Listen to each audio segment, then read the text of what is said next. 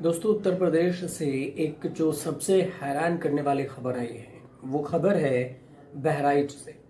बहराइच के पहालवारा गांव में अवैध रूप से चल रहे एक मदरसे की जांच हुई और इस मदरसे के जांच के बाद जो जानकारी सामने आई तो लोग और अधिकारी हैरान रह गए।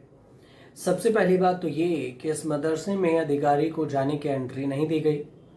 दूसरी तरफ महिला अधिकारियों को बुलाया गया तो महिला अधिकारी यहाँ पर एंट्री लिए किसी तरह से।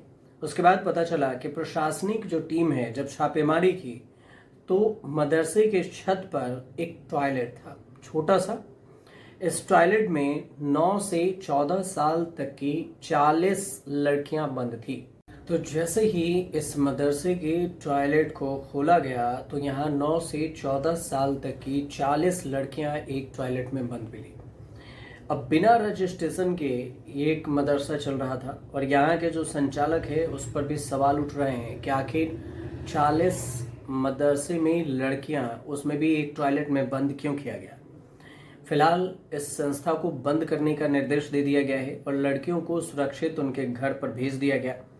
40 नाबालिग लड़की थी जो टॉयलेट में छिपी हुई थी। उम्र 9 से 14 साल बताई गई है।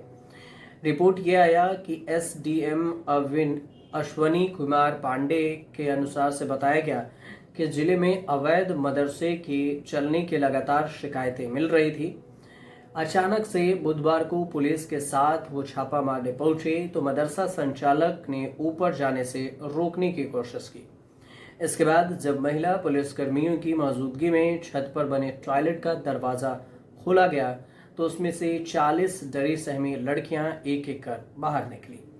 जांच के दौरान पता चला कि प्रबंधक और शिक्षकों से रजिस्ट्रेशन से जुड़े दस्तावेज मांगे गए लेकिन कोई भी कागजात पेश नहीं किए गए। जिला अल्पसंख्यक कल्याण अधिकारी हैं मोहम्मद खालिद। उनका कहना हुआ कि स्थानीय लोगों ने जानकारी दी कि यह मदरसा करीब 3 साल से संचालित हो रहा था लेकिन रजिस्ट्रेशन नहीं कराया गया था। 2023 की रिपोर्ट में जिले में 495 अवैध मदरसे चिन्हित किए गए थे मगर यह मदरसा उस सर्वे में नहीं था। पूछताछ में सवाल उठाया ये गया कि छात्राएं 8 कमरों के बावजूद टॉयलेट में क्यों छिपी थी। तो शिक्षिका जो तकसीम फातिमा है उन्होंने सफाई दी कि छापेमारी के दौरान मची अफरा तफरी में छात्राएं घबराकर खुद को टॉयलेट में बंद कर ली थी, जबकि लगता नहीं है कि ऐसा होगा। फिलहाल प्रशासन ने संस्था को बंद करने का आदेश जारी कर दिया और छात्राओं को सुरक्षित उनके घर भेज दिया गया। खालिद ने बताया कि मदरसे के डॉक्यूमेंट्स की जांच भी चल रही है। आगे जो भी जांच पर अपडेट आएगा वो जानकारी हम आपको जरूर बताएंगे। लेकिन अपर पुलिस अधीक्षक नगर हैं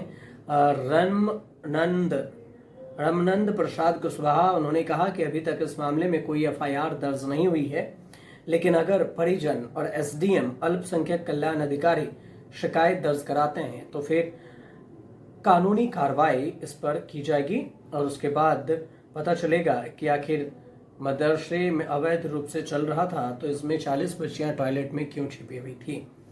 तमाम जानकारी को लेकर जो सोशल मीडिया पर है वो भी चर्चा शुरू हो गई और उसके बाद लोग तरह तरह के कमेंट भी करने लगे और इस पर जो जानकारी आई थी वो छोटी सी जानकारी थी जो हमने आप तक पहुंचाई है। आपको सही लगे तो हमारे चैनल से जुड़िए, सब्सक्राइब कीजिए, शेयर कीजिए, कमेंट जरूर कीजिएगा।